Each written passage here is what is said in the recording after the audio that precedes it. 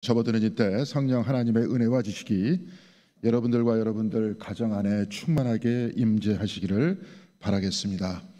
예배가 시작하기 전 김분 반주자님께서 신세계 교향곡 중에서 꿈속의 고향을 연주해 주셨습니다. 이 작품을 만든 드보르작은 본래 체코 출신인데 1883년에 미국에서 이 곡을 작곡했습니다. 제목을 꿈속의 고향이라고 한 이유는 그가 지독한 향수병에 시달렸기 때문에 그렇습니다.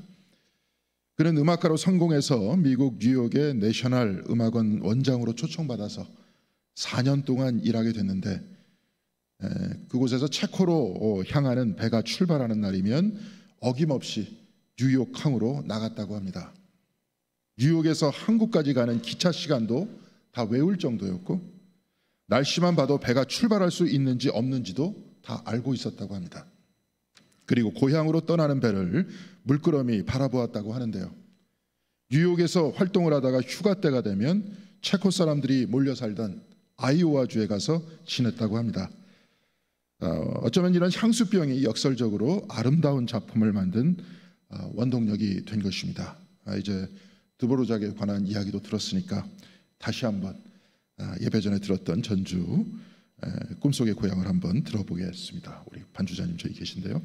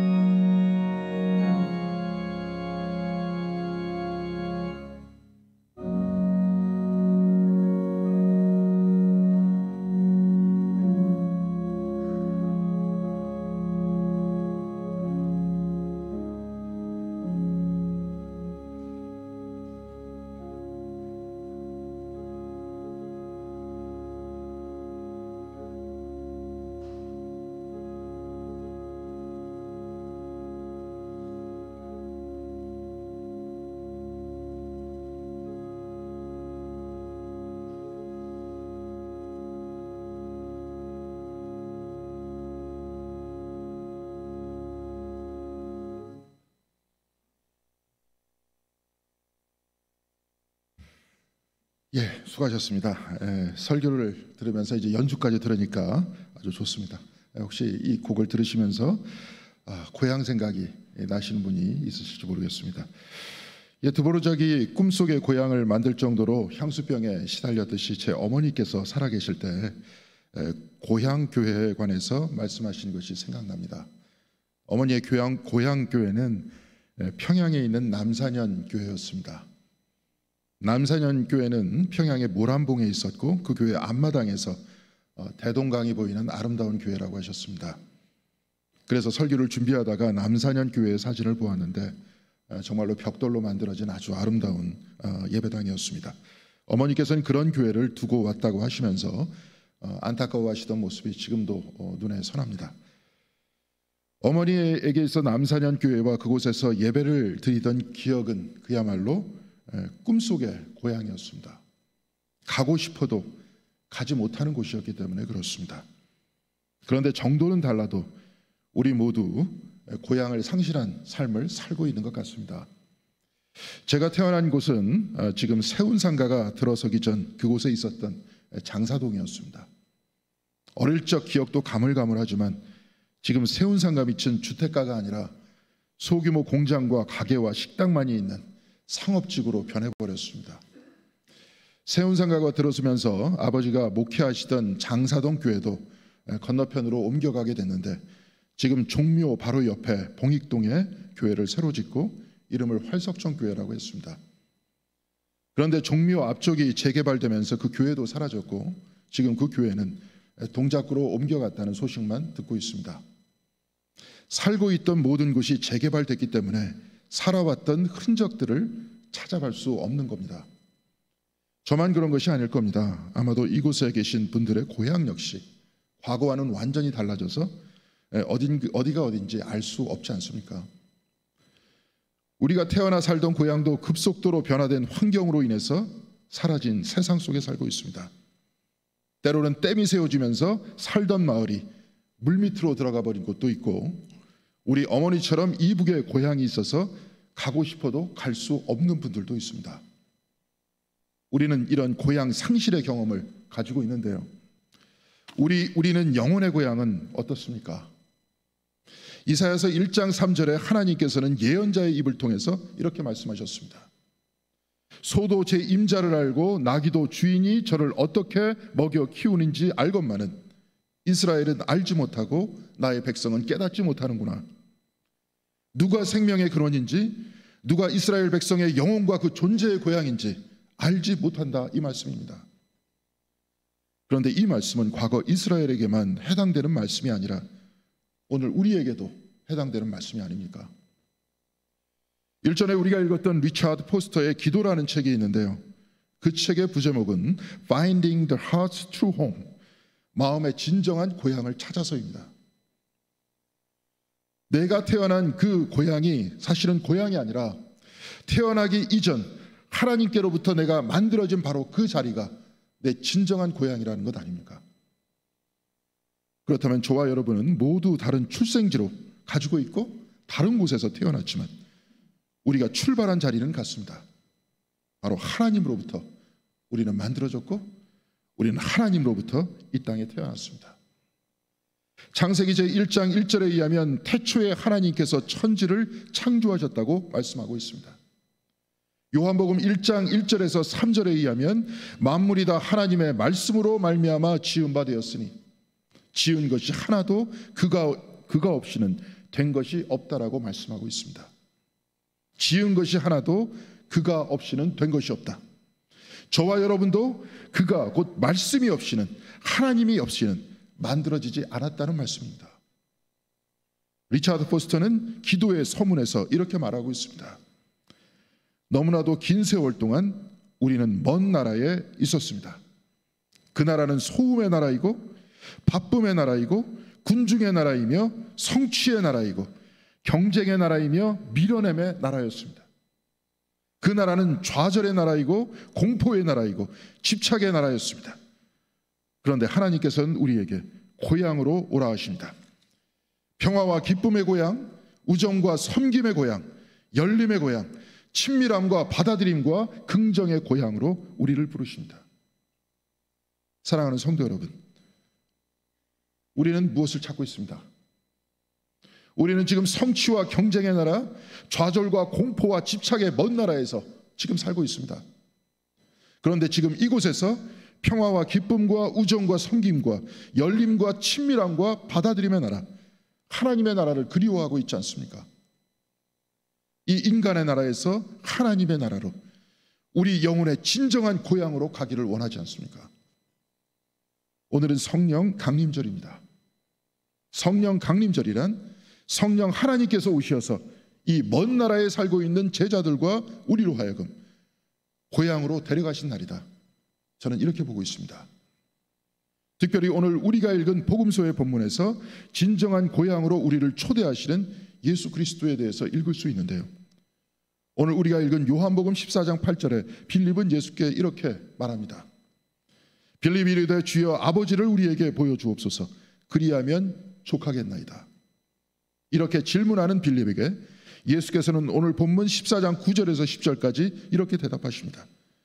빌립아, 내가 이렇게 오래 너희와 함께 있을 때 내가 나를 알지 못하느냐? 나를 본 자는 아버지를 보았거늘 어찌하여 아버지를 보이라 하느냐? 내가 아버지 안에 거하고 아버지는 내 안에 계신 것을 내가 믿지 아니하느냐? 내가 너희에게 이르는 말을 스스로 하는 것이 아니라 아버지께서 내 안에 계셔서 그 일을 하시는 것이니라. 빌립은 아버지 하나님, 아버지 하나님을 보여달라고 했습니다. 육체의 눈으로 아버지를 보면 하나님을 믿을 수 있는 것이라고 말하고 있습니다. 보여달라, 그러면 믿겠다. 대단히 합리적이고 과학적인 요청이 아닙니까? 그러나 주님께서는 나를 본 자는 아버지를 본 자이다라고 말씀하고 계십니다. 그러면서 내가 아버지 안에 있고 아버지가 내 안에 계신 것을 내가 믿지 아니하느냐 이렇게 물으십니다. 그러면서 내가 너희에게 이르는 말은 스스로 하는 것이 아니라 아버지께서 내 안에 계셔서 그 일을 하시는 것이라. 곧 아버지께서 내 안에서 내 말을 하게 하신다 이렇게 말씀하고 있습니다. 언뜻 보면 이해가 잘 가지 않습니다. 보여달라고 하면 보여주면 되지 왜 이토록 빙빙 돌려서 말씀하시는 겁니까? 일종의 궤변이 아닌가 이런 생각도 듭니다. 그러나 주님의 이 말씀은 궤변이 아닙니다. 빌립의 어려운 질문을 피해 나가기 위해서 대충 넘어가려는 것도 아닙니다. 이 말씀은 빌립과 제자들과 저와 여러분을 고향으로 초청하고 계신 겁니다. 예수와 빌립은 지금 같은 자리에 있습니다. 그러나 예수께서는 아버지와 함께 있고 빌립은 지금 리차드 포스터가 말한 먼 나라에 있는 겁니다. 예수께서는 아버지와 함께 있고 지금 고향에 있고 빌립은 이 세상의 나라, 소음과 군중과 성취와 경쟁의 먼 나라, 곧 이 세상 안에서 그렇게 묻고 있는 겁니다. 이 먼 나라에 살고 있던 빌립에게 예수께서는 고향으로 곧 아버지의 품으로 오라고 하십니다. 그래서 내가 한 말은 아버지 하나님께서 하시는 말씀이다. 나와 아버지는 지금 여기 같이 있다. 바로 이 말씀입니다. 그리고 너도 그리고 저와 여러분도 아버지와 함께 있어라. 그래서 너의 말이 아버지의 말이 되고 너의 행동이 아버지의 행동이 되라. 이 말씀이 아닙니까? 예수께서는 오늘 본문 16절과 17절에 이렇게 말씀하셨습니다. 내가 아버지께 구하겠으니 그가 또 다른 보혜사를 너희에게 주사 영원토록 너희와 함께 있게 하리니 그는 진리의 영이라. 세상은 능히 그를 받지 못하겠나니 이는 그를 보지도 못하고 알지도 못함이니라. 그러나 너희는 그를 아나니 그는 너희와 함께 거하시며 곧 너희 속에 계시겠습니다. 예수께서는 또 다른 보혜사를 주시겠다고 약속하셨습니다. 보혜사란 돕는 혹은 변호인이다, 돕는다 이런 뜻인데 요즘 영어 성경에서는 그냥 Holy Spirit, 성령으로 번역합니다. 예수께서 아버지께 구하면 아버지께서 성령 하나님을 너희에게 보내주신다고 말씀하셨습니다. 그리고 성령 하나님께서는 영원토록 너희와 함께 있을 것이라고 하시면서 17절 하반절에 너희와 함께 너희 속에 거하실 것이라고 말씀하고 있습니다. 아버지께서, 예수께서 아버지 안에, 아버지가 예수 안에 있듯이 성령 하나님께서 제자들 안에 그리고 저와 여러분 안에 있을 것이고 여러분이 성령 하나님 안에 있을 것이라고 말씀하고 계실 겁니다. 예수께서는 요한복음 17장 21절에 제자들을 위해서 중보하시면서 이렇게 말씀하셨습니다. 아버지여, 아버지께서 내 안에, 내가 아버지 안에 있는 것 같이 그들도 다 하나가 되어서 우리 안에 있게 하사 세상으로 아버지께서 나를 보내신 것을 믿게 하옵소서. 아버지와 아들이 하나가 된 것 같이 그들 곧 제자들도 하나가 되어서 아버지와 아들 곧 하나님 안에서 하나 되게 해달라고 예수께서는 기도하셨습니다. 하나님을 통해 하나님 안에 있게 해달라고 기도하신 겁니다. 성령 하나님을 통해서 성부 하나님과 성자 하나님 안에 있게 해달라고 했었습니다. 그래서 이 세상의 먼 나라에서 괴로워하던 제자들을, 그리고 저와 여러분들을 하나님 안, 우리 영혼의 진정한 고향 안에 있게 해달라고 기도하신 겁니다. 그리고 이 기도는 오늘 우리가 읽은 사도행전 2장 1절에서 4절을 통해서 성취됐습니다. 오늘 사도행전 2장 1절에서 4절까지 말씀 좀 아까 권사님께서 봉독해 주셨는데 다 같이 한 목소리로 봉독해 보도록 하겠습니다. 오순절 날이 이미 이름에 그들이 다 같이 한 곳에 모였더니 호련히 하늘로부터 급하고 강한 바람 같은 소리가 있어 그들이 앉은 온 집에 가득하며 마치 불의 혀처럼 갈라지는 것들이 그들에게 보여 각 사람 위에 하나씩 임하여 있더니 그들이 다 성령의 충만함을 받고 성령이 말하게 하심을 따라 다른 언어들로 말하기를 시작하니라. 하늘로부터 급하고 강한 바람이 내려와서 온 집에 가득했다고 했습니다. 그리고 하늘에서 하나로 내려오던 불이 갈라져서 각 사람의 머리 위에 임했습니다. 그리고 그 자리에 있던 모든 사람들이 성령 충만함을 받았다고 했습니다. 곧 성령 하나님께서 이들의 마음을 가득 채우셨다는 겁니다. 그래서 아버지께서 예수 안에 있어 아버지의 말하게 하시는 대로 예수께서 말씀하셨듯이 이제 이들은 성령 하나님께서 말하게 하시는 대로 말하기를 시작했습니다. 과거 성령 하나님이 이들의 마음을 채우지 않았을 때 베드로는 예수를 부인했고 가룟 유다는 예수를 배반했습니다. 제자들은 모두 군중들과 군인들이 무서워서 다락방에 숨어 있었습니다. 이들은 공포와 자책의 먼 나라에 살고 있었던 것입니다. 그런데 이제 제자들의 마음에 가득 찬 성령 하나님께서는 제자들을 말하게 했습니다. 그 시키시는 바에 따라 말하게 했습니다. 이제 이들의 영혼은 하나님의 품 안에 고향에 있게 됐습니다. 예수께서 아버지께서 말하시는 바에 따라서 말하셨듯이 이제 제자들은 성령 하나님께서 말하시는 바에 따라서 말하기를 시작했던 겁니다. 사도행전 2장 22절에서 24절까지 과거에 목숨을 구하기 위해 예수를 세 번이나 모른다고 부인했던 베드로가 맞나 싶을 정도로 그는 용기 있게 사람들 앞에서 선포하고 있습니다. 제가 봉독해 드리도록 하겠습니다. 이스라엘 사람들아, 이 말을 들으라. 너희도 아는 바와 같이 하나님께서 나사렛 예수로 큰 권능과 기사와 표적을 너희 가운데에서 베푸사 너희 앞에서 그를 증언하셨느니라. 그러나 하나님께서 정하신 뜻과 미리 하신 대로 내준 바 되었거늘 너희가 법 없는 자들의 손을 빌어 못 박아 죽였으나 하나님께서 그를 사망의 고통에서 풀어 살리셨으니 이는 그가 사망에 매여 있을 수 없었습니다. 과거 먼 나라에 있을 때 그는 공포에 있었고 두려움 속에 있었지만, 그래서 예수를 부인했지만 성령 하나님께서 그에게 임재하여서 이제 그가 하나님 안에 있었을 때, 그 영혼의 고향 안에서 아버지와 함께 있었을 때 그는 예수를 증언했습니다. 그는 예루살렘 한복판에서 이스라엘과 로마는 황제와 총독이 다스리는 것이 아니라고 하면서 사도행전 2장 36절에 이렇게 말하고 있습니다. 다 같이 한 목소리로 봉독해 보도록 하겠습니다. 그런즉 이스라엘 온 집은 확실히 알지니 너희가 십자가에 못 박은 이 예수를 하나님이 주와 그리스도가 되게 하셨느니라 하니라. 너희는 예수를 십자가에 못 박아 죽였지만 예수가 주이시고 그리스도라고 말씀하고 있습니다. 예수가 진정한 왕이시고 진정한 황제이시다, 이 말씀입니다. 예루살렘 한복판에서 로마의 황제가 왕이 아니라 예수가 왕이시다라고 이렇게 선포하고 있는 겁니다. 베드로는 더 이상 빌라도가 통치하는 유대 땅에 살고 있지 않았습니다. 로마의 황제가 다스리는 먼 나라에서 살고 있지 않았던 겁니다. 그는 하나님의 나라, 그 영혼의 고향 안에서 하나님과 함께 있었던 겁니다. 이것을 너무나도 확실히 알고 있었기 때문에 과거에 부인하던 그가 담대히 선포할 수 있었던 것 아닙니까? 사랑하는 성도 여러분, 오늘은 성령 강림절입니다. 이날은 교회가 탄생한 날이고 제자들이 그들의 진정한 고향을 찾은 날입니다. 영어로 교회는 처치인데요, 네덜란드의 신학자 에드워드 스킬러박스는 그의 책 교회에서 처치란 그리스어 키리아케에서 왔는데 그 뜻은 하나님께 속해 있다는 뜻이라고 했습니다. 본래 교회를 표현할 때 그리스어 에클레시아를 표현하는데요, 이는 모임이라는 뜻입니다. 그런데 스켈레백스는 이 모임의 목적은 하나님께 속하는 것이니 교회의 본질을 에클레시아보다 끼리아게 하나님께 속한 것으로 보고 있는 겁니다.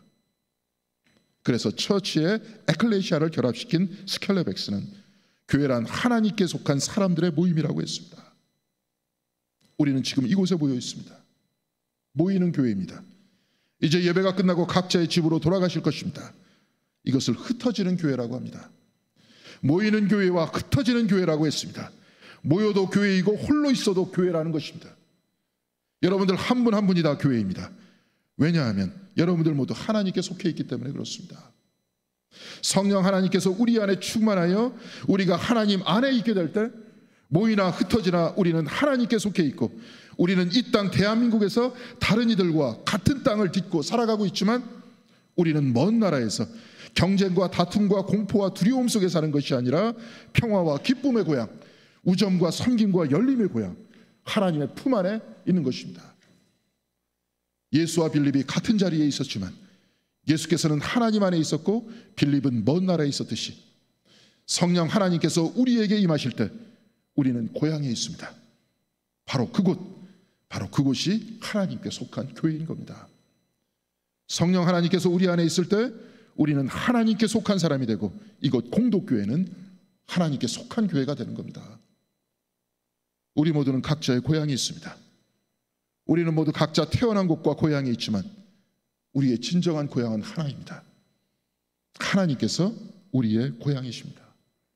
2000년 전 성령 강림절은 제자들을 비롯한 온 인류가 고향을 찾게 하나님께서 해주신 날이고 저와 여러분의 진정한 정체성을 확인하는 날이기도 합니다. 사랑하는 성도 여러분, 그 교회, 그 처치란 하나님께 속해 있는 곳이라고 했습니다. 하나님께 속한 하나님의 품 안에서 우리와 영원히 같이 계신 성령 하나님께서 우리의 마음에 가득 차서 우리의 마음을 지배하고 내가 말하는 바에 따라 말하는 것이 아니라 성령 하나님께서 말하게 하시는 바에 따라서 말하고 내가 행동하는 바에 따라 행동하는 것이 아니라 성령 하나님께서 행동하시는 바에 따라 행동하는 것이 바로 그곳이 교회입니다. 그래서 예수께서 나를 본 자는 아버지를 보았다고 했듯이 우리들 서로서로 각자의 얼굴을 통해서 하나님의 형상을 본다고 고백하는 그곳, 바로 그곳이 교회인 것입니다. 교회는 세상에 속한 곳이 아닌 하나님께 속한 곳이라 했습니다. 공동교회도 세상에 속한 곳이 아니라 하나님께 속한 곳입니다. 사랑하는 성도 여러분, 우리 모두는 고향을 찾고 있습니다. 간절히 찾고 있습니다. 바로 그 고향은 하나님이십니다. 좀 전에 불렀던 찬양처럼 목마른 사슴이 시냇물을 찾아서 헤매이듯이 내 영혼 주를 찾기에 갈급합니다. 왜냐하면 주님만이 나의 힘이고 나의 방패이고 나의 소망이고 나의 고향이기 때문에 그렇습니다. 2000년 전 마가의 다락방에 있던 모든 이들의 마음을 가득 채운 성령 하나님께서 오늘 저와 여러분에게 가득 차서 우리 공동교회의 터전과 지붕이 흔들리며 하나님께서 임재하셔서 여러분들 모두 하나님 안에 있고 우리 교회도 하나님 안에 있게 되기를 바랍니다. 그래서 우리가 발걸음을 옮기며 걷는 그곳, 그 모두가 먼 나라가 아닌 하나님 나라, 우리 영혼의 고향이 되어서 날마다 여러분들 모두 기쁨과 용기와 감사와 사랑함으로 충만함으로 살아가는 저와 여러분들 모두가 되시기를 주님의 이름으로 간절히 기원드리겠습니다. 기도하시겠습니다.